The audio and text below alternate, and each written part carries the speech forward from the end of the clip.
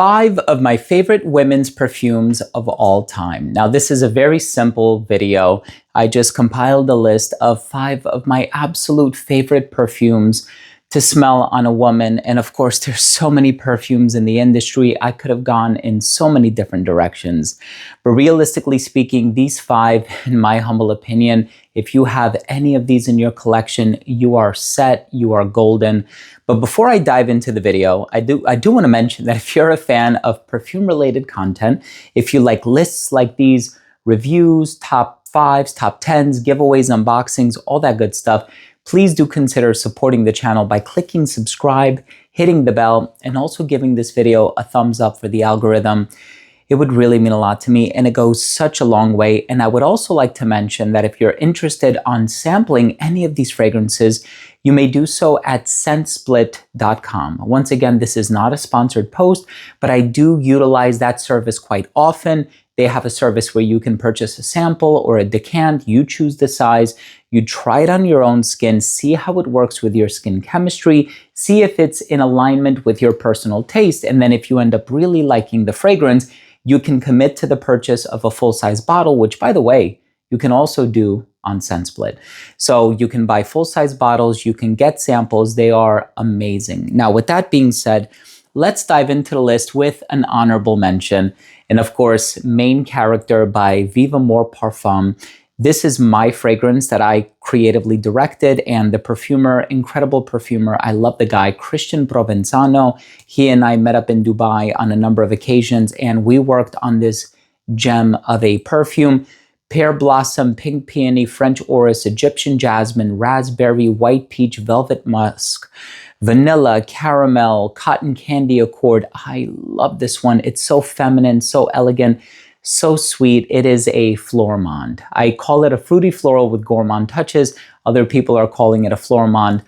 I'll take it. 2,000 bottles made. We sold out in 10 hours. And then this is also second drop, which, by the way, is going to have 3,000 bottles. That is dropping on November 12th. Stay tuned. Make sure to join the wait list by visiting vivamoreparfum.com so you can be among the first to know when it does drop. We already have thousands of people who have registered on the wait list. So if you're interested in purchasing it or picking up a backup bottle, that is the way to do it. Now, I also love any Good Girl. It could be Good Girl Elixir, Very Good Girl Elixir, the original Good Girl. This one is Good Girl Blush Elixir. I love this one. It's so sensual. It's so feminine. It's so pretty. One of my favorite perfumes of all time. Like I said, I own 4 or 5 from the entire collection. This is one of my absolute favorites. Now, this is one that I purchased recently from Joma Shop. I paid about $200 for this one. Dama Bianca. I love this one so much. It has a kumquat note in the opening, but it also has like this malt ingredient in the dry down with vanilla. This is very elegant smelling, very professional, but it also has a hint of sensuality to it on account of the vanilla. Dama Bianca is a beautiful, beautiful fragrance, and probably my favorite on the more feminine leaning side of things from the brand. There's also Quattro Pizzi, which I think is really interesting. Tuberose with a hint of spice, some cinnamon. I think a boozy tonality as well, but I much prefer Dama Bianca. I think it's so beautiful. It makes for a great wedding day perfume as well. Aqua Fiorentina, the citrus, the plum, it's juicy, it's fulfilling, it's so sweet, it's delectable. Yes, it does get compared to Light Blue by Dolce & Gabbana, which is a beautiful, beautiful fragrance composed by Olivier Cresp, if I'm not mistaken. Same guy that did Angel by Thierry Mugler. But this one is so beautifully diffusive. There's like this ambergris note in the dry down, if I'm remembering correctly. At least that's what I get on skin. And I've been wearing this one recently as well, just because I want to be reminded of how it smells. In full disclosure, I don't typically do a full wearing. I do find that it leans a little traditionally feminine, but I love this stuff. Really can't get enough of it. I would also say Dolce & Gabbana Devotion Eau de Parfum Intense. The lemon, the orange blossom, the vanilla.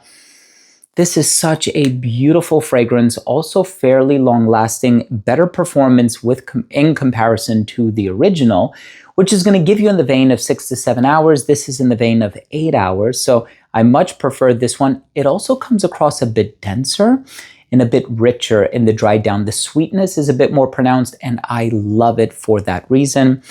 Let's talk about the perfume in the number one spot. This has been more of a speed run type of a video. I do apologize. But all 5 of these perfumes, like as a woman, if you're wearing them, like I said, you are set. These are so beautiful. They're so enchanting. They're so mesmerizing. But the perfume in the number one spot is so iconic. I know there's a love-hate relationship. Drop a comment down below and let me know, which side of the fence do you land on? Are you one of the women or gentlemen perhaps that loves this fragrance, or do you really not care for it?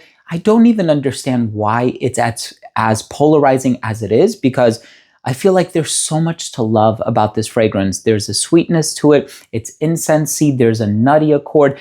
I do prefer the flanker of it, but we always have to pay homage to the original. The original is so iconic. It's composed by Kenton Biche, who has done fragrances for Jean Paul Gaultier. He's done the original Delina by Parfum de Marly, all of the flankers of Delina, as a matter of fact. He's also done this one, if I'm not mistaken, and he's done, oh my God, just so many other perfumes for Etat Libre d'Orange, and he's just incredible. I really can't get enough of this fragrance. And we have Guidance by Amouage. Again, I don't know why this is so polarizing, why some women absolutely love it, can't get enough of it. And then, of course, there's a lot of women out there that don't particularly care for Guidance. Now, it's been a favorite of mine for a long time. I have the original. I have the hairspray. It's like a hair perfume, and it smells just like Guidance. I would imagine it's not as strongly concentrated. Perhaps the ingredients are a bit different so that it's safe to spray in your hair. I mean, I spray fragrances in my hair all the time. Actually helps with longevity. But these are 5 or 6, including this honorable mention, of my personal favorite perfumes to smell on a woman. All of these are so beautiful and enchanting. But let me know what you think. Drop a comment down below. Do you have any favorites? What are your absolute favorite perfumes to wear? And I know for a lot of us, it's seasonal, it's occasional, it is circumstantial in many ways, depending on where we're going, with whom are we going to a particular event, how many people are going to be around us. We almost had a casualty there. How we feel. All of this factors into what fragrance we decide to wear on a day-to-day basis. And of course, if you have amassed a collection like I have, it's kind of hard to wear the same fragrance every single day, right? We typically have some sort of a rotation, as it were. But anyway, 6 of my favorites. I gave you a bonus. Thank you so much for watching. I hope you enjoyed the video, and I really hope you took something of value from today's episode. And of course, if you did, please do consider supporting the channel by clicking subscribe, hitting the bell, and giving this video a thumbs up. And again, especially with regard to these 2 and this one, you can find them at ScentSplit. A lot of the harder to find niche offerings, you can definitely sample at ScentSplit. Thank you for watching. I love you all, and we'll see you tomorrow with a new episode. Bye.